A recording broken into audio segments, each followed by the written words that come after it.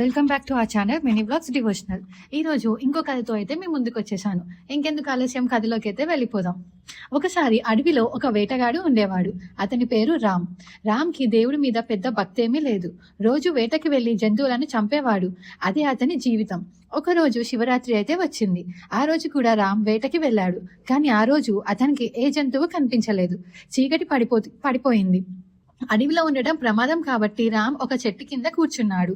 ఆ చెట్టు కింద ఒక శివలింగం ఉంది. రామ్కి అది కూడా తెలియదు.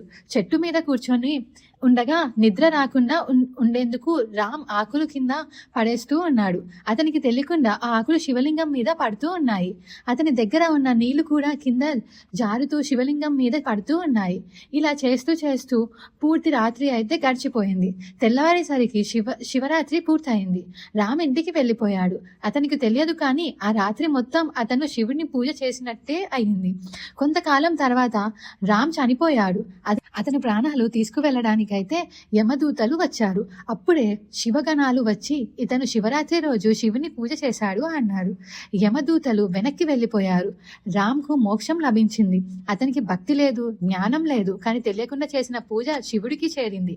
ఈ కథ మనకి చెప్పేది ఏంటంటే, శివుడు మనం ఎవరో కాదు, మన మనసు చూసే దేవుడు.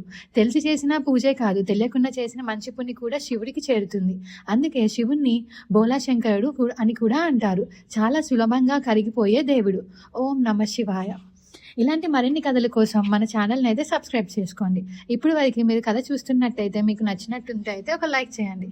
Thank you.